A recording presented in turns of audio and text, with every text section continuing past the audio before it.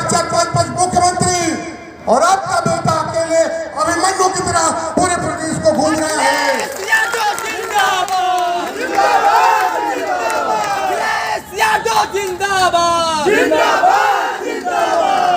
साथियों,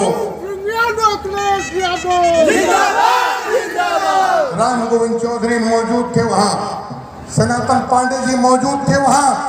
अखिलेश यादव को कन्नौज की सभा में जनेश्वर मिश्रा जी ने जब कहा नेताजी से, नेताजी अब अखिलेश को मैदान में ले आइए, और नेताजी ने कन्नौज की सभा में कहा कि कन्नौज के लोगों, मैं तुम्हें अपना बेटा दे रहा हूं, उसको नेता बना देना।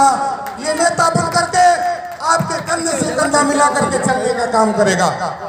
एक समय आया 2012 में, नेताजी ने कहा है प्रदेश के लोगों, आपको अपना बेटा दे रहा हूं मुख्यमंत्री के रूप में, आपकी सेवा करेगा, इसको जब जाए तो अपना बेटा बना लेना। मैं केवल एक आग्रह करने आया हूं अपने फेफड़ा विधानसभा के सभी कार्यकर्ताओं के सामने, साथियों, हमने राम गोविंद चौधरी ने, अफजल अंसारी, मनु अंसारी ने, सभी जिले के नेताओं ने राष्ट्रीय अध्यक्ष जी से कहा, सनातन पांडे जी को लड़ा दीजिए, चुनाव जिता करके लाने का काम हम लोग करेंगे।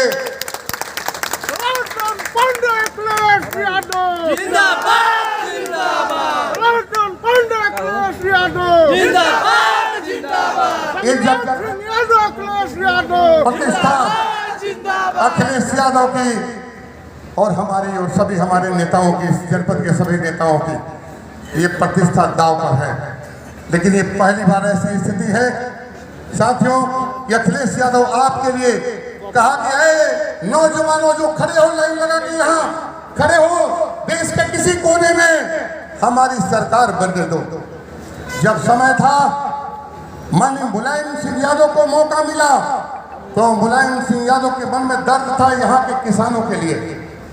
कहा कि किसान यहाँ का अन्न पैदा करके और पूरे देश को खिलाने का काम करता है, और उसका बेटा सरहद पर जाकर के इस देश की रक्षा करने का काम करता है। एक बार समाजवादी पार्टी ने अकेले बल पर 39 सीट जीतने का काम किया था। देश के रक्षा मंत्री बने थे माननीय मुलायम सिंह यादव जी, और उनको दर्द था आपका, उन्होंने फैसला किया। पहले मुलायम सिंह यादव के रक्षा मंत्री के पहले जब हमारे देश का सरहद का जवान शहीद होता था तो उसका कपड़ा घर पे आता था, सब जानते हैं।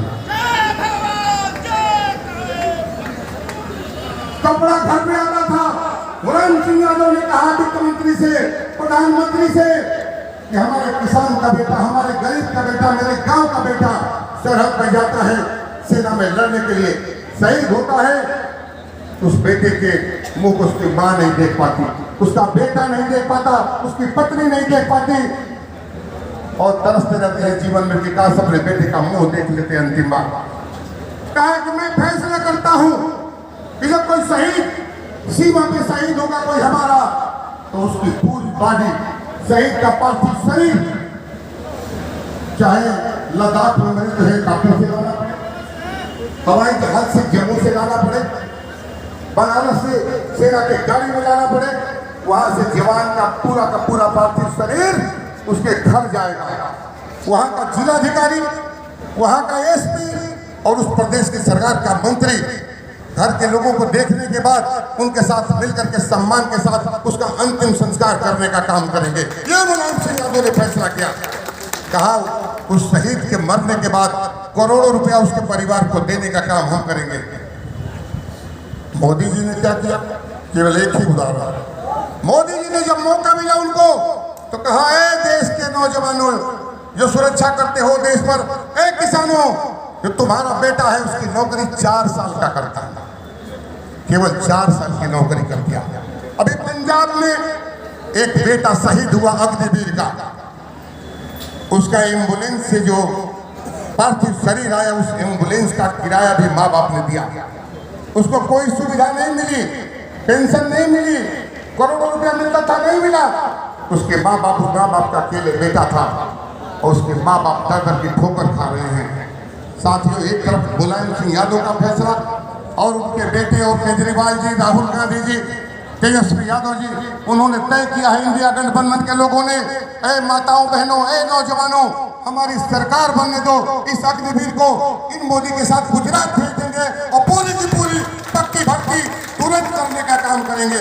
सबसे ज्यादा भर्ती सेना में हुआ करती थी साथियों। सेना में सबसे ज्यादा 14 लाख की भर्ती होती थी। हमारे जवान जिसके माँ बाप पढ़ा नहीं पाते थे, हाई स्कूल इंटर करने के बाद सीधे सीधे सेना में दौड़ करके भर्ती हो जाया करता था। जब हम गाड़ी से सवेरे 4 बजे कभी निकलते थे, इधर कोटवा नारायणपुर की तरफ रामपुर चीट से लेकर के इस इलाके के लड़कों को 200-300 दौड़ते मैं देखता था। 22 के पहले लड़के दौड़ते थे, लेकिन अब निराश हो गए, दौड़ के करेंगे क्या। पुलिस की भर्ती में हमने फार्म भरा, 60 लाख लोगों ने फार्म, हमारे नौजवानों ने भरा, 500 रुपया उसका फीस लगा और 3 अरब रुपया चला गया सरकार के खजाने में। और एक भी नौकरी हमारे नौजवान को इसलिए नहीं लगी कि पर्चा लीक हो गया। साथियों, आखिरी बात कहना चाहता हूं, हमारे नेताओं ने, इंडिया गठबंधन के साथियों ने तय किया है, हमारी सरकार बनेगी। नौजवानों, आपको भर्ती करेंगे और जब तक भर्ती नहीं कर पाएंगे 8,500 रुपया महीना आपके खाते में डाल देने का काम करेंगे। ये हमारी माताएं बहनें बैठी हैं, तय किया है इंडिया गठबंधन के नेताओं ने। ए माताओं बहनों, हर परिवार के हमारी माता बहन के खाते में 8,500 रुपया महीना और 1 लाख रुपया सालाना आपके खाते में डाल देने का काम करेंगे। भाजपा के लोगों ने पूछा ये पैसा कहां से आएगा। अखिलेश यादव ने कहा 16 लाख करोड़ रुपया आपने अडानी का, अंबानी का माफ कर दिया। वही पैसा ला करके हम गरीब का कर्जा माफ करने का काम करेंगे, गरीब के खाते में पैसा डालने का काम करेंगे। ऐसे साथियों, और बातें हमारे नेता करेंगे, लेकिन एक बात कह के जाना चाहता हूँ साथियों, ये महाभारत की लड़ाई है, धर्म और धर्म के बीच में है ये लड़ाई भी। एक तरफ संविधान को मानने वाले, एक तरफ संविधान को कुचलने वाले, संविधान को बदलने वाले। आपसे कहना चाहता हूं माताओं बहनों, हमारे बुजुर्गों, हमारे नौजवानों, आपका बेटा अभिमन्यु बन करके पूरे प्रदेश में घूम रहा है। आइए उसका बाप बनकर, आपका भाई बन करके आइए इस अभिमन्यु को 8वां दरवाजा, अंतिम दरवाजा हम मिल करके तोड़ने का काम करते हैं और देश की कुर्सी पर बैठाने का काम करते हैं अखिलेश यादव को। इसके लिए आपसे मैं सनातन पांडे के लिए भीख मांगता हूं आपसे एक वोट। साथियों, कहा कुबेर तिवारी जी ने, मैं जिले के अलावा पूरा का पूरा समय इस विधानसभा को दूंगा।